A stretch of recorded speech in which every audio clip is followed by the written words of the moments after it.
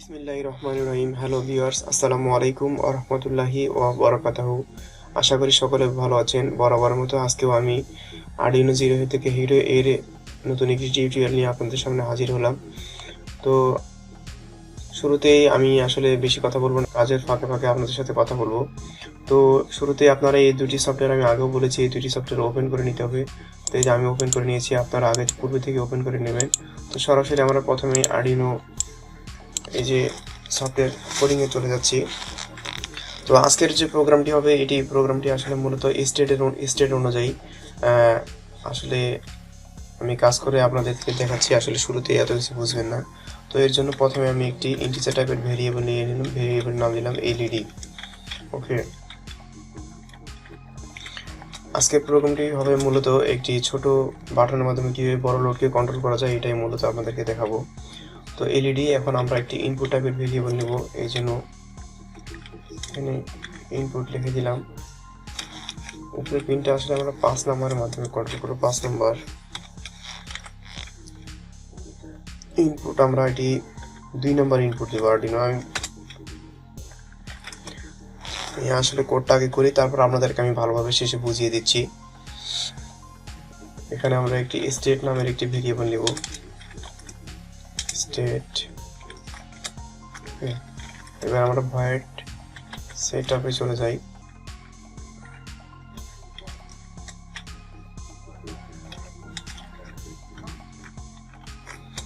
Void setup, আসলে উপরে যে আমরা পিনগুলো কি হিসেবে আরডুইনোতে কি হিসেবে ব্যবহার করবো, এই জন্য আমাদের এখানে ডিক্লেয়ার করে দিতে হবে। তো এই জন্য আমি পিন, এমটা অবশ্যই বড় হাতের, পিন মোড এলইডি 5 কে আমরা আরডুইনো 5 নম্বর পিনকে, অর্থাৎ এলইডি কে আমরা 5 নম্বর পিন থেকে আউটপুট হিসেবে গ্রহণ করবো। এই জন্য আমরা এখানে বড় হাতের আউটপুট লিখে দেব। ওকে,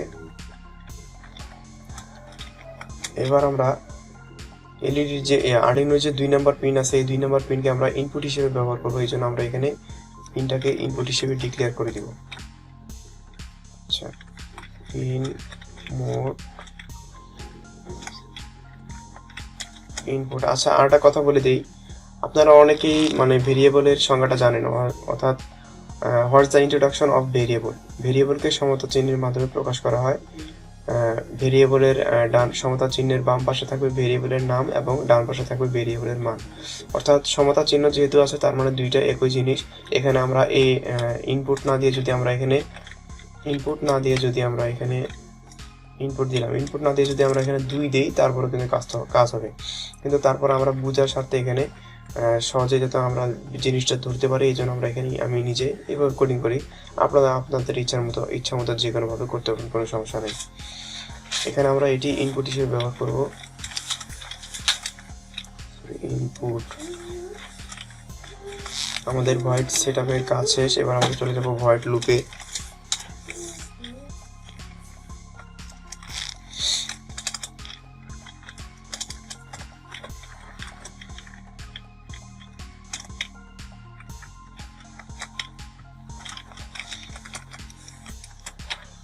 এখানে আমরা যে স্টেট নামের ভেরিয়েবলটি জেনেছি, এই স্টেট নামের ভেরিয়েবলটিকে এখানে কাজে লাগাবো। এখানে আমি আগে কোডটা লিখে নিই, তারপর আমি আপনাদের খুব ভালোভাবে বুঝিয়ে দিচ্ছি।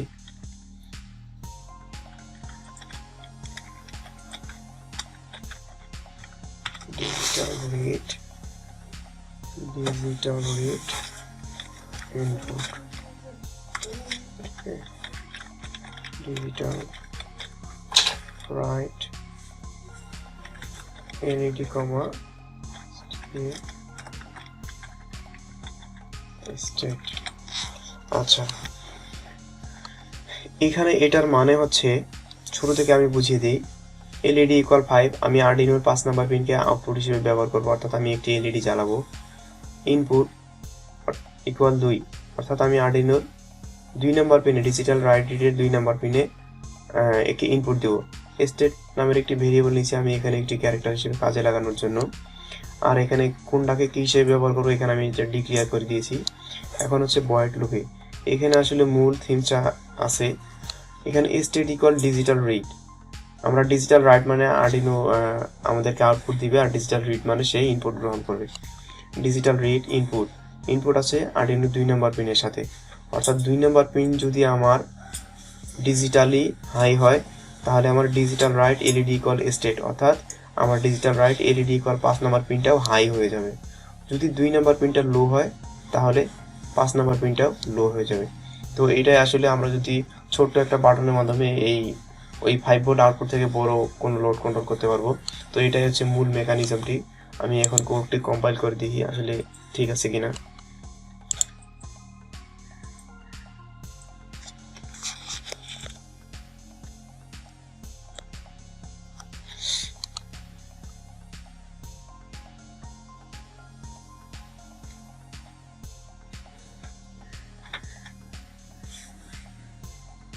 যাক, কোডটি আমার ঠিক আছে।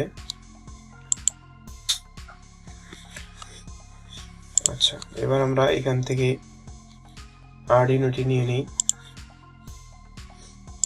Arduino UNO.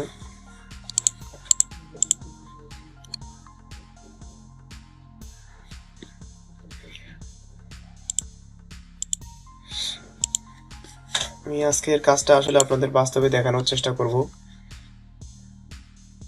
এখানে আমাদের একটি এলইডি নিয়ে নিতে হবে, এলইডি ওয়েট তো রেজিস্টার নিয়ে নিই,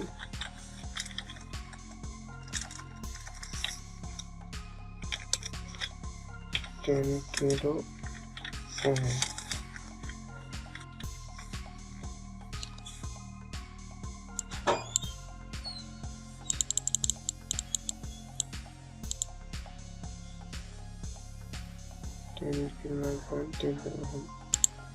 যাই হোক, কোনো ব্যাপার না।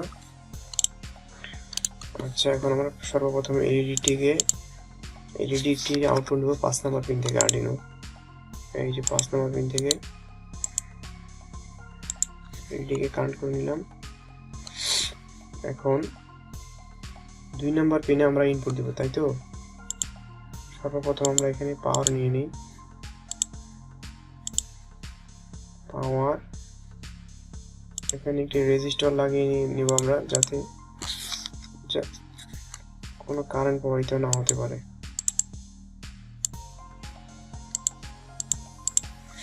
ওকে,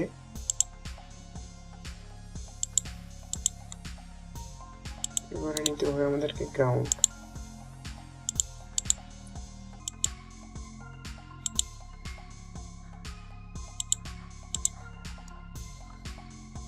আমি একটি জিনিস মিস্টেক করে ফেলেছি, এখানে আমাদের একটি পুশ বাটন নিতে হবে।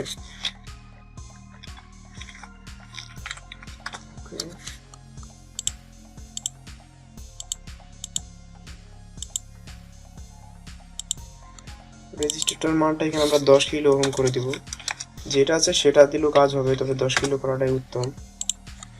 আচ্ছা, আমরা আরডিনোকে প্রোগ্রামে যেভাবে বলেছিলাম যে যদি আমি 2 নম্বর পিনে ডিজিটালি রিড অর্থাৎ 2 নম্বর পিনে যদি আমি ডিজিটালি হাই সিগন্যাল দিই তাহলে আমি 5 নম্বর পিনে একটি ডিজিটালি হাই সিগন্যাল পাবো। আর যদি 2 নম্বর পিনে যদি আমি ডিজিটালি লো সিগন্যাল দিই তাহলে আমি 5 নম্বর পিনে একটি লো সিগন্যাল পাবো। এখন এই ছোট্ট জিনিসটাকে আমি এখানে কি করব, দেখুন আমার পাওয়ারটা কিন্তু সরাসরি এই 5 ভোল্ট অর্থাৎ ডিজিটালি হাই সিগন্যালটা কিন্তু অলওয়েজ কিন্তু এর সাথে কানেক্ট হয়ে আছে, অর্থাৎ যদি আমি জিনিসটা অন করি তাহলে অলওয়েজ এখানে 5 ভোল্ট হয়ে থাকবে। আর যখন আমি বাটনটা প্রেস করব তখন এই দিক থেকে কারেন্টটা সরাসরি গ্রাউন্ডে চলে যাবে, কারণ আমরা জানি কারেন্ট সবসময় সরল পথে চলার চেষ্টা করে। আচ্ছা, গ্রাউন্ডে চলে যাবে, তাহলে যদি গ্রাউন্ডে চলে যায় তাহলে এখানে ডিজিটালি সিগন্যালটা লো অবস্থায় থাকবে, অর্থাৎ 2 নম্বরে লো পেয়ে থাকবে, তখন আমার আউটপুটও লো হয়ে থাকবে। তো এখন আমরা কি করব, ওই যে প্রোগ্রামটি আমরা কম্পাইল করেছি এখান থেকে আমরা হেক্স ফাইলটিকে কপি করে নিব, ওটার কন্ট্রোল সি চেপে কপি করে নিব। কপি করে নেওয়ার পর এবার আমরা আরডিনোতে বসিয়ে দেব। এখন যদি আমরা গোটা বিষয়টাকে রান করি, দেখুন এখানে কিন্তু আমার এই যে এখানে সরাসরি 5 ভোল্ট পেয়ে আছে। যে নীল মানে এখানে নীলটা হচ্ছে আপনার ডিজিটালি লো সিগন্যাল আর লালটা হচ্ছে ডিজিটালি হাই সিগন্যাল। এখানে যেহেতু আমার হাই আছে এখানেও হাই আছে, যদি আমি এখানে লো করে দেই তাহলে এখানে সরাসরি গ্রাউন্ড হয়ে চলে যাচ্ছে, এখানে লো আছে তার মানে এখানেও লো আছে। আশা করি বিষয়টা বুঝতে পেরেছেন।